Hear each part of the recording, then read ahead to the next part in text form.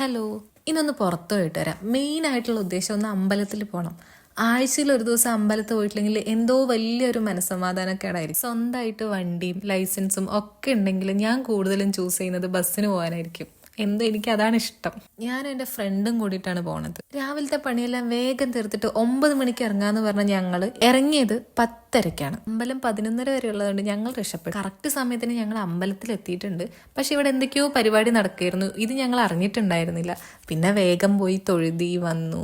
അവിടെ പോകുമ്പോൾ തന്നെ എനിക്ക് ഭയങ്കര സമാധാനം കിട്ടിയൊരു ഫീലായിരിക്കും. അതുകൊണ്ട് തന്നെയാണ് വീക്ക്ലി വൺസ് ഞാൻ അവിടെ പോകുന്നത്. പിന്നെ കുറേ നേരം പരിപാടികളൊക്കെ നോക്കിയിരുന്നു. ഞങ്ങൾ അവിടെ നിന്ന് ഇറങ്ങി. കുറച്ച് കാര്യങ്ങളും കൂടെ ചെയ്തു തീർക്കാനുണ്ടായിരുന്നു. അതായിരുന്നു വേഗം ഇറങ്ങിയത്.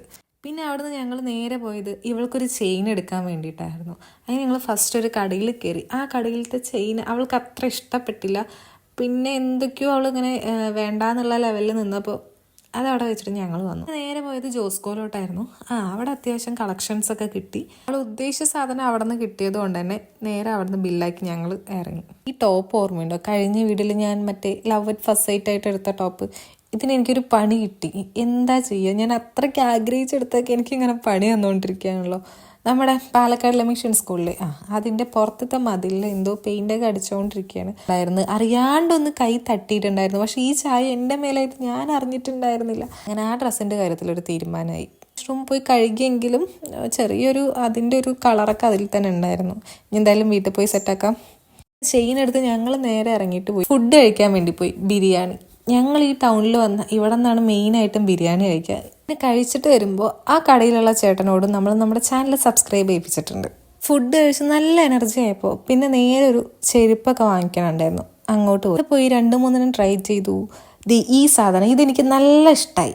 അവിടെ നിന്ന് ആ ചെരുപ്പും വാങ്ങിച്ച് ഞങ്ങൾ നേരെ പോയത് മെറ്റീരിയൽ എടുക്കാനായിരുന്നു.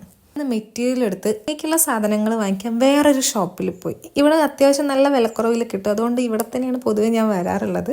അങ്ങനെ അതും വാങ്ങിച്ച് പിന്നെ വേണ്ടത് കമ്മലായിരുന്നു.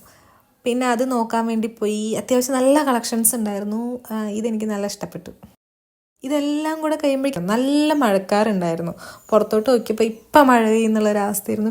പിന്നെ ഒന്നും നോക്കിയില്ല, നേരെ വീട്ടിലോട്ട് വരാമെന്ന് വിചാരിച്ചു. വീടെത്തിക്കഴിഞ്ഞ ഉടനെ നല്ല മഴ പെയ്തിട്ടുണ്ടായിരുന്നു. അങ്ങനെ വീടെത്തിയപ്പോൾ ഇന്നത്തെ വിശേഷം ഇത്രയൊക്കെ ഉള്ളൂ. അപ്പോൾ അടുത്ത വീഡിയോയിൽ കാണാൻ ടാറ്റാ.